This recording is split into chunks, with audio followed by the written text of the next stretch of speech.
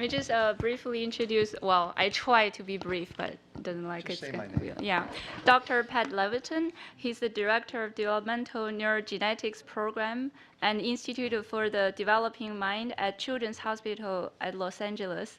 He's the Keck Provost Professor of Neurogenetics, Pediatrics, Neuroscience, Psychiatry, Psychology, and Pharmacology at the Keck School of Medicine of University of Southern California. He's the elected fellow of the American Association for the Advancement of Science, and he's the chairman of the Neuroscience Division of the AAAS, and a newly elected member of the Institute of Medicine at National Academy of Science. I think I will stop here and welcome our speaker. Welcome. Thank you. So the first thing I'm going to do is come over here and apologize to this side of the room for all the other speakers ignoring you. Somebody, that was my apology. Martha Constantine Patton asked me, how often have you moved? I haven't seen her in a while, and we've known each other for a long time. I said, well, only 4 times or so, but it reflects either I'm in the Science Witness Protection Program and have to move every 7 years, or I have ADHD or something like that.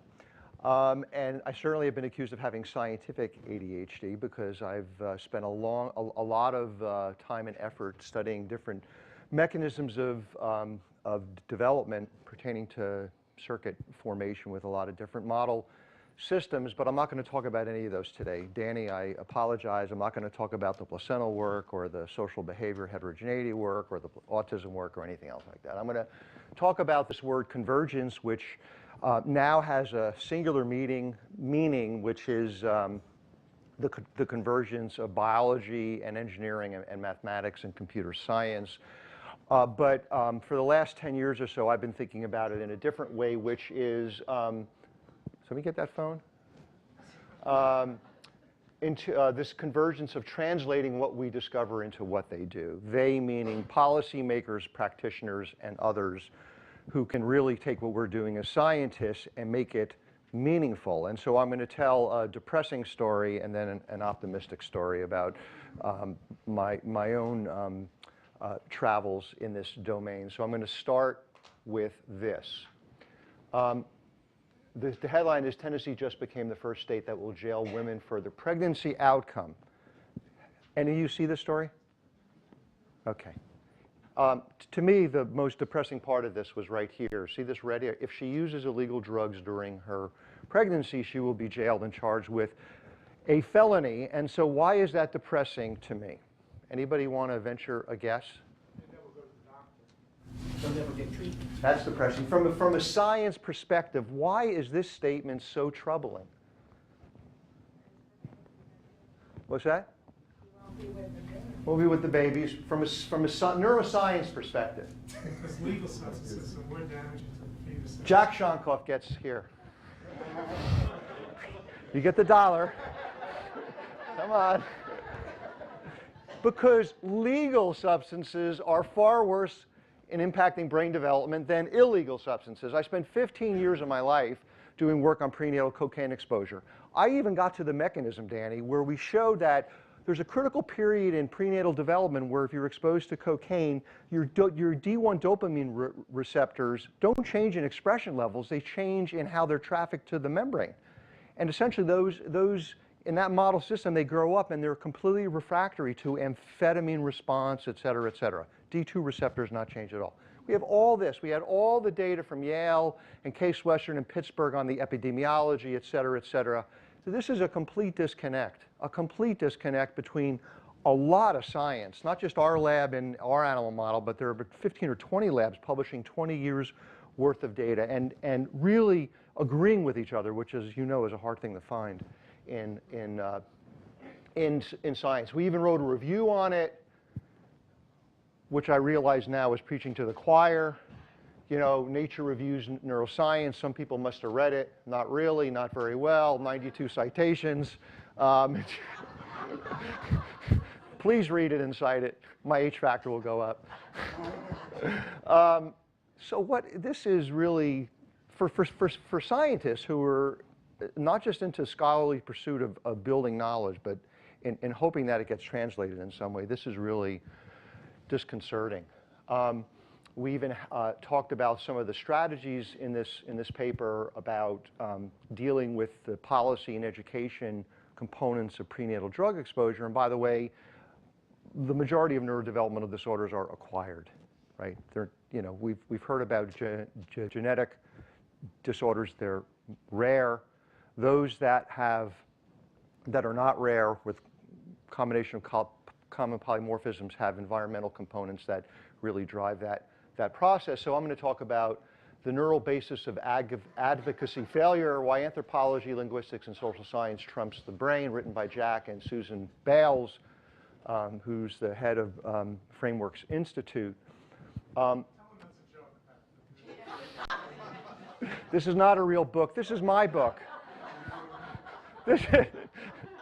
This is my book because it took me a while to understand that there's, I'm a biologist by training. I've done a lot of developmental biology, and I didn't pay attention at all in thinking about the importance of understanding cultural frames, about the use of language, about all sorts of things that matter in terms of how our brain interprets signals from the outside world, meaning how we talk to individuals and how they interpret those words. And this is a real sign, by the way.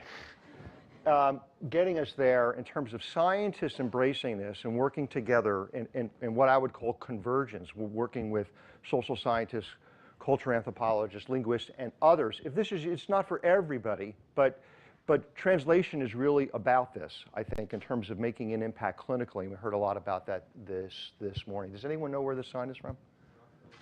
Who said that? There you go. Okay. It's a real sign, right? Oh, yeah. Real sign. Yeah. Okay. So, what we do and how we say it matters. So, this is a bill that was put on the floor by Al Franken, Patsy Murray, and Bernie Sanders to re-up the Child Care and Development Block Grant Act. So this is a real bill in Congress. And read the text that went into the introduction. 700 neurological connections being formed every second. That's a calculation that Pashko Rakesh and I did. It sounds crazy that that's that many, but in the third trimester, through about 2 years of age, it's about, in the cortex, it's about 700 synapses a second that are being formed. During this time, the brain's foundational capacity for thinking, language, emotion, self-regulation are formed. This is in Congress, right? Poverty line, blah, blah, are at risk for prolonged toxic stress. So here's this term toxic stress that actually didn't emerge by accident. It's been used several hundred times today. I lost count of how many times it's been used, but it was actually, which I'll describe, research that was done by a council that Jack started, that I've been on for 10 years, working with Susan Bales and others to think about how we can get this concept across of why toxic stress is so powerful. So here's how we think, me scientists, and maybe I'm guilty for this as well. I am guilty for this. Brain development is a complex set of biological processes that begins with determined genetic information that modulates cellular differentiation, establishes a basis for experiences that drive the assembly of functional systems that underlie behavior. For somebody who grew up with a speech impediment, that was pretty good, right? And so this has no meaning whatsoever to anybody. And this may not have any, to anybody who's not a scientist, it may not have much meaning to those of us who try to do science as well. I don't know. But this is, when I first started doing this and talking about the science of brain and child development, mostly brain development, this was me.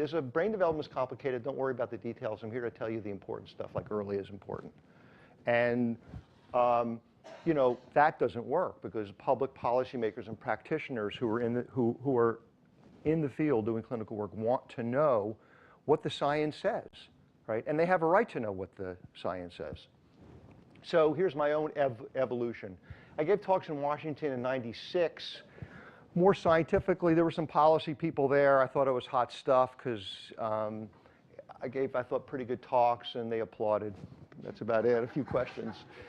And then Teresa Hines organized in '97 a meeting in Pennsylvania which she said was organized before the White House conference. It just took her a little bit more time to get it going. And I got called at the last minute to give a talk on brain and child development. And so I used shorter sentences and fewer slides, and realized that I sat down, and Teresa Hines, a very smart person, and she leaned over and she goes, "Nice try." She literally said that. So that's when I realized I'm not a very good communicator about the science, and then becoming a communication student, learning about cultural frames, family bubble, and the swamp. It started in the research network that was mentioned this morning, the MacArthur Network on Early Brain and Child Development, that I think you mentioned, BJ. Nim was in your lab at that time. And by the way, the Nim STEM faces that everybody wants, I get the emails on that for reasons that I don't understand, because it emerged out of this network, and I get all the emails, about 10 a week. And then it emerged with a group coming from this group and the Neurons to Neighborhoods, at least to establishing the National Scientific Council on the Developing Child in 2003 by Jack, and you'll hear from him in a little while. And then my evolution over these 10 years has become a storyteller about the core story of brain development, not watering it down, but talking about some of the experiments that we heard about today. I talk about the role of identifying molecular mechanisms and then using what the brain does best, which is to use experience to drive physical changes, architectural changes. And so this has been my experiences, and I have to say that in the way that I've learned how to communicate this, and many others, it's not just me, and you heard from Nadine this morning, communication is important. You can have an impact on what policymakers do. I've been to places where they put literally $0 into early programs, and then heard about what they consider to be the new neuroscience of brain development, which some of us know have been going on for a long period of time, and recognizing the importance of it. And I'll say now, I'll say it again, I don't question their rationale for their motivation for why they want to do this. That's not for me to judge. But for different reasons, they recognize how important it is. There's a group called Nation Ready. It's retired generals, admirals, and others. Have any of you heard of that? What's that? Mission Ready, sorry. Thank you for correcting me. Okay, this is Mission Ready. Make sure I get this right. Retired generals, retired admirals, et cetera, who are concerned about early brain and child development. You say, well, why are they putting so much time and energy and money into this? And the answer is that if you look at young men in the United States between the ages of 17 and 25, somewhere around 70% of them will not qualify for armed services. And I've told that story to some people. They say, well, that's not a bad thing. I mean, we don't, right? We don't really need the Army, or I'm against whatever. And I always say, well, how many of those individuals would you hire to work in your laboratory? And they don't qualify because of high school graduation, not being there, obesity, drug use, incarceration rates, et cetera. So there's a lot of interest in a lot of places that have nothing to do with red or blue.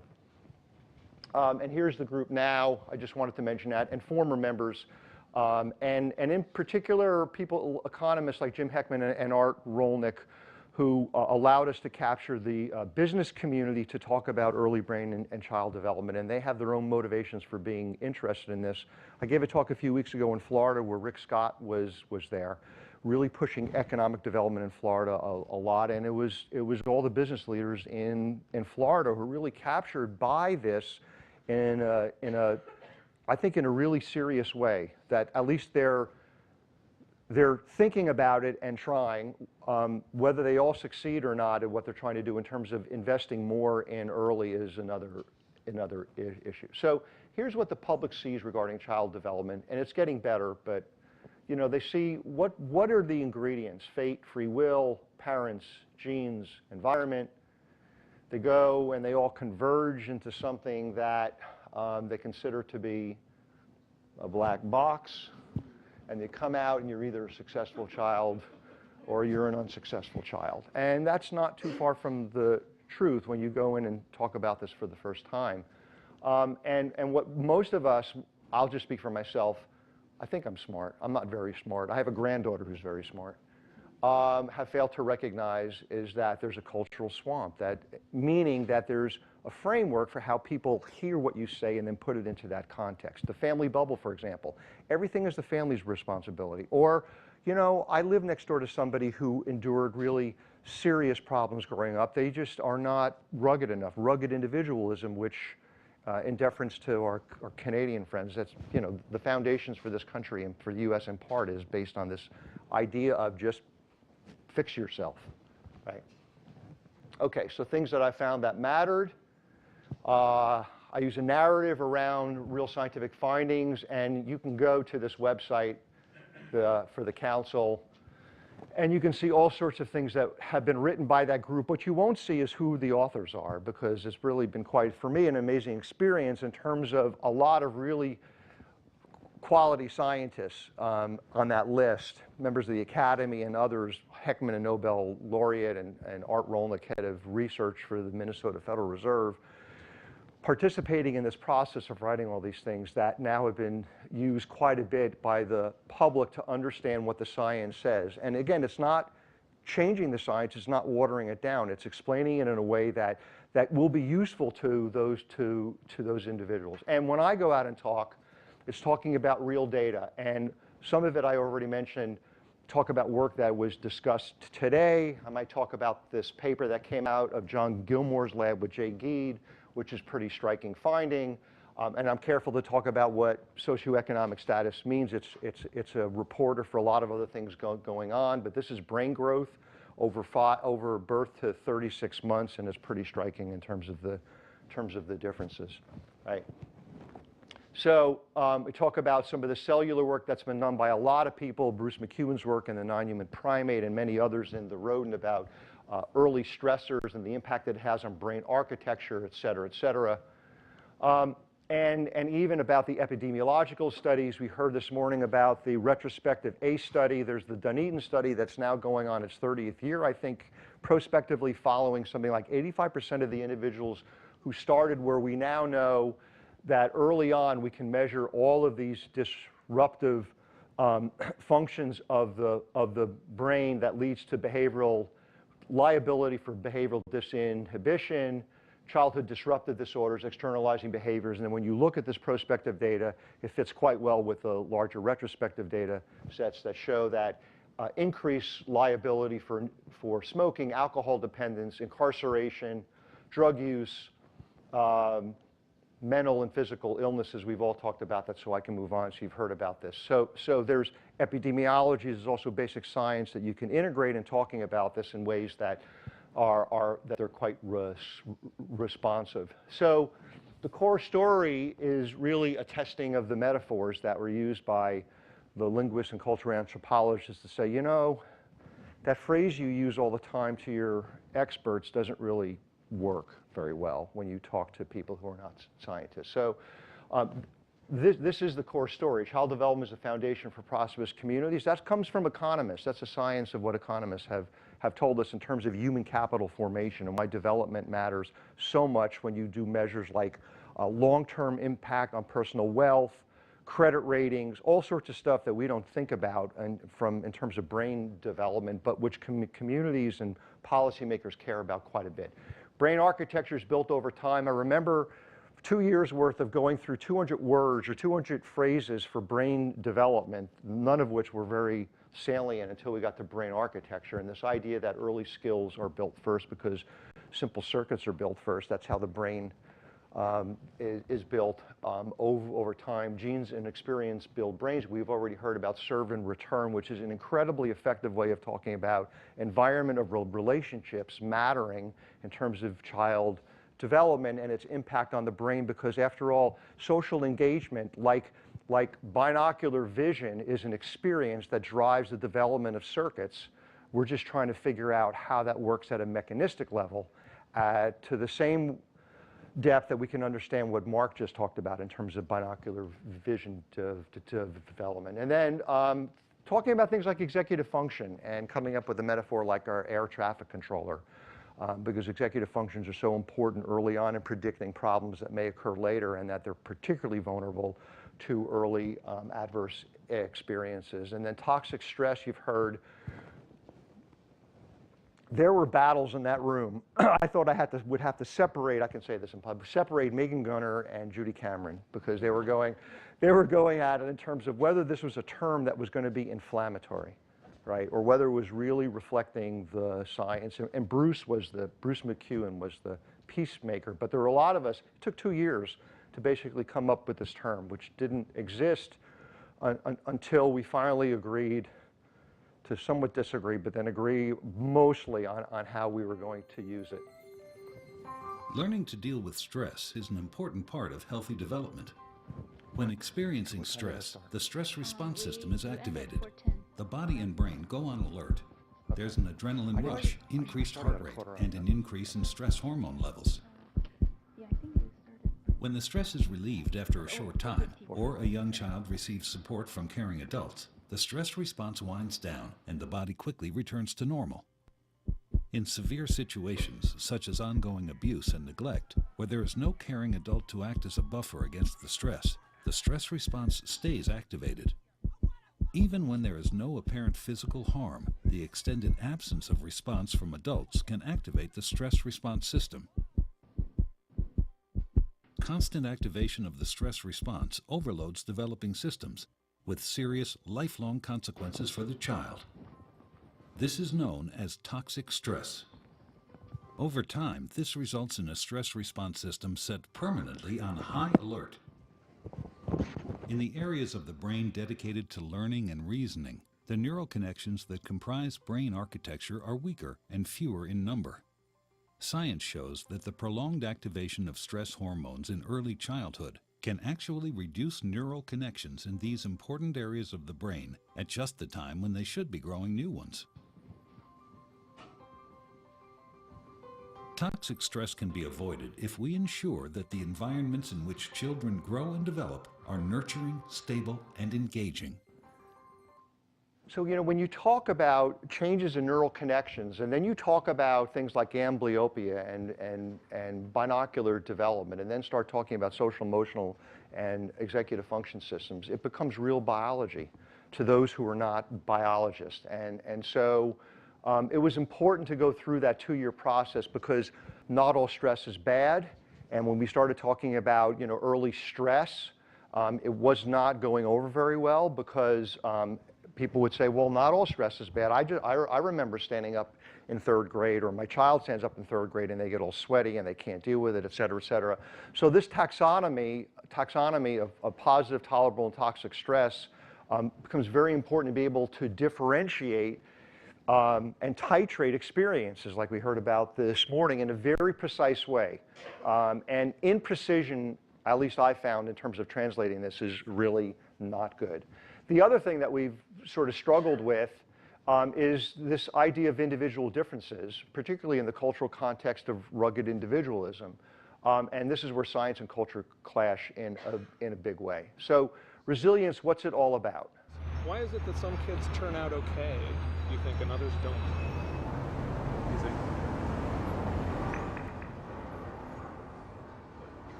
Because,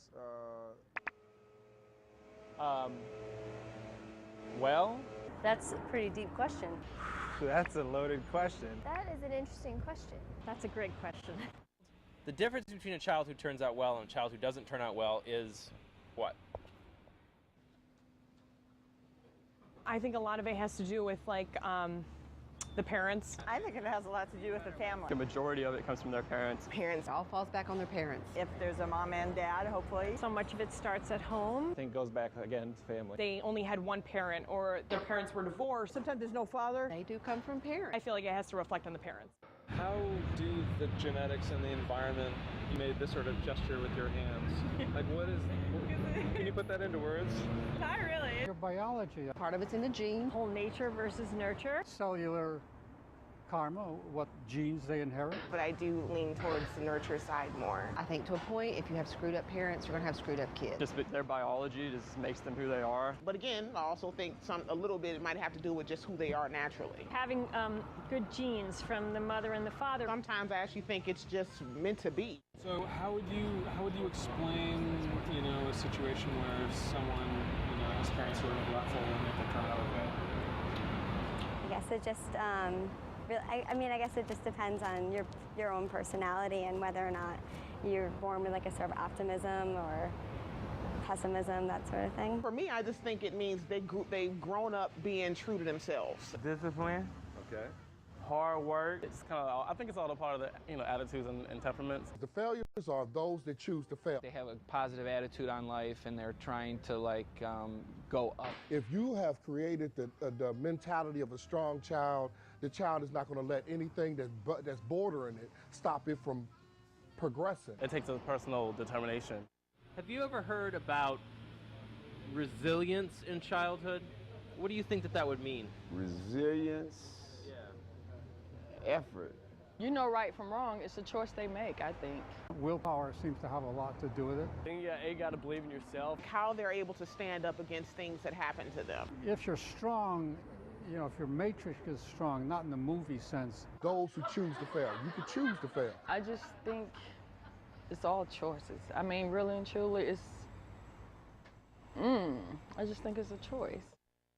Okay, so if you go in and start talking about Scott Russo and Eric Nestler's work on social defeat and start talking about the model. Some of you know what that work is. It's really fantastic work showing that differences in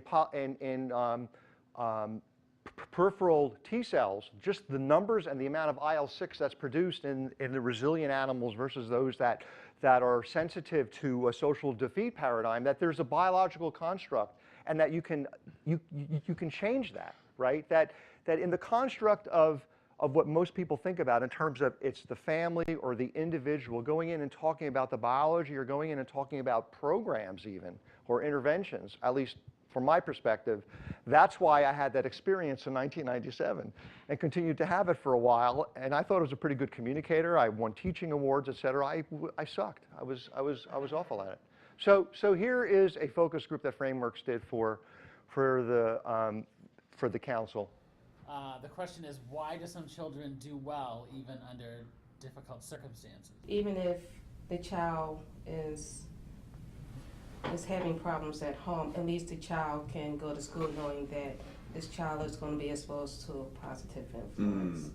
So that's where the counterbalance lies. It sort of comes into the concept of the fulcrum and where it stands in order to have, but you could have somebody that has just one negative experience that we may think is relatively simple or not that bad or whatever, that may totally tip the scale negative, and you may need 100 positive things to counterbalance that. What kind of comes to mind is that if a child is maybe comes from a background or an environment where there's drugs or abuse or stress, that obviously maybe they wouldn't do well, but if there's something extra on the positive side, like an after school program or a good school system where they have good supports, that the student would, if that student who is on the negative side had access to community activities or whatever, or even just other, mentors, that they would do better, in the case of adversity. So linguists built a model. Does anyone know what the metaphor was? Anybody? Balance, right? Positive and negative factors that can change the tipping point, right? And the fulcrum can end up in different locations, which could be genetic heritability, more susceptibility, whatever. But it changes the conversation completely. You notice that there was almost nothing mentioned about family. It was about going to school, positive and negative factors that they might experience, et cetera, and it changes the conversation in a pretty dynamic way. So the audience always asks me, how should we act on the science? So they're convinced about the science when we talk about this, and I always talk. Then I get really, I chicken out, because I'm a neuroscientist. I'm not a policy guy. The basic principles of neuroscience indicate that later remediation will be more costly. It doesn't say it can't be done. We just heard experiments about how much more plasticity there is in the adult cortex than we had ever dreamed of. And yet it is likely to be more expensive, quote unquote, if you're going to try to change circuitry after it's formed and after it's matured. Brain's more physiological energy needed to compensate for poorly formed neural circuits. That we know for sure. We've seen it. Danny Weinberger's group did brilliant studies in schizophrenia showing that, you know, somebody with schizophrenia can do a working memory task, but look how much brain activity there is. It was unbelievable when I first read that paper. Don't let this go. Don't let that comment go to your head. Okay. Society, higher costs for remediation, education, clinical treatment, et cetera, et cetera, et cetera. So think broadly about children's environment of relationships. We talk about planning from pregnancy. There is this issue, particularly because of some groups that are sort of focused on birth and outward. But, you know, brain development, as we heard, starts really early. And that prenatal environments matter a lot because there's a lot of biology going on, a lot. And we know probably more about prenatal brain development from the work of Yakovlev and Rakesh and non-human primates and a bunch of, Kostovich and others than we do about postnatal periods. And I was talking to BJ Casey, about the fact that we actually know very little in our experimental model systems, such as mice, in terms of what happens during adolescence in our model systems. Invest in development and retention of a skilled workforce. You get what you pay for. I don't have to go through that. You may hear from that from Jack. Make sure vulnerable children have access to stable, supportive relationships. This takes it out of this cultural family bubble. And I can say it works whether you're happen to be in a red environment, a blue environment, or a pink environment, or whatever, the green environment, whatever it might be. This resonates for maybe a variety of different reasons. So here's what I found that mattered. I got 2 minutes, right? I'm pretty good. Okay. Whew. I rarely tell a personal narrative. I learned that from the frameworks people, because then they sort of default to thinking about their own situation, and then you get them out of this way of thinking about sort of the community that's important in development. Families are part of community, but I have some self-control, not that much, but I have some. Talking and presenting the neuroscience matters a lot. The science matters a lot about what we know, and it's evolving all the time. What I presented in 06, 07 is different than what I present now, because new studies are coming out. Sometimes I talk about my own.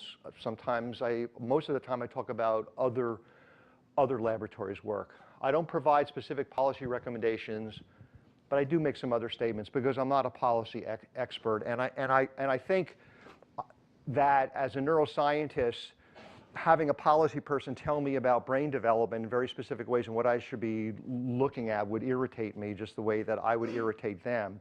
It doesn't mean that I can't tell them that here are some important things about early development, and that there are many people doing policy and intervention research, or there needs to be much more intervention research, so that we can make some knowledgeable decisions about what we should introduce and how do we scale it in a serious way. I can be charming. You're very charming. Carrie. Okay. Willingness to subdue scientific ego. I have to say that I've never worked with I'm tooting the horn of the council, I think, and the MacArthur Network before that. It was an amazing experience of people who really just cared about what our goals were and not about whether decided early on no one was going to be an author on all of the papers that you can download, because everybody contributes in some way. And so building interdisciplinary venues for scientific research, new biopredictors of risk interventions and policy. Jack and I wrote this paper. Is that a good journal? We have the editor here. You don't know? You better say yes. You'll be fired. We wrote this paper.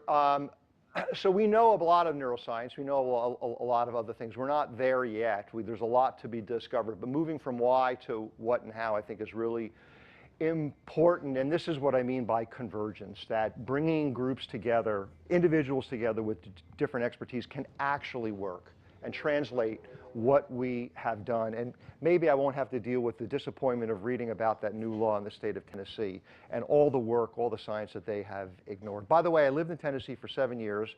I didn't say the E word once when I spoke publicly. Does anyone know what the E word is? There you go. And they never asked me to present in front of their state legislature. I wonder why. Okay, so I'm done. Thank you very much.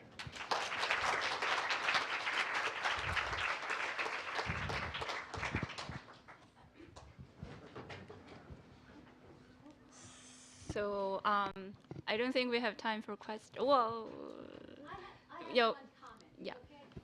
I'm about 10 years older than you, right? No, we figured that out. You're only about 7 years older than me.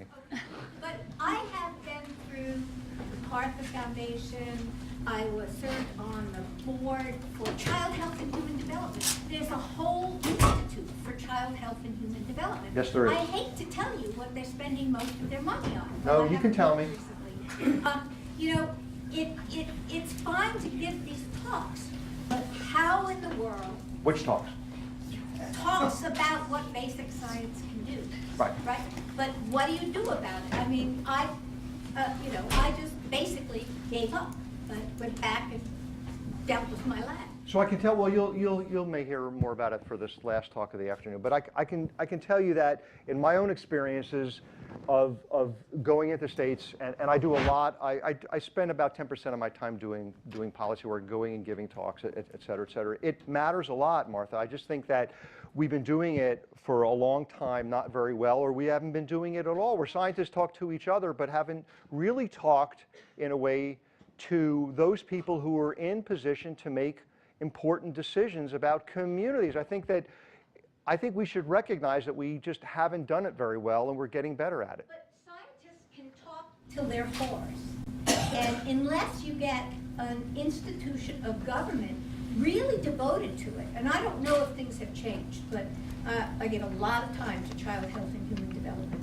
And well, you saw that bill that was introduced on the floor of the Senate, and we can talk about it later because we're running out of time. know that the people who actually make the decisions about how money is spent are a step above the people you're trying to sell it to. No, that's not true. Yeah, I think that might be a conversation we need to take over the wine. Well, we can talk about it, but yeah.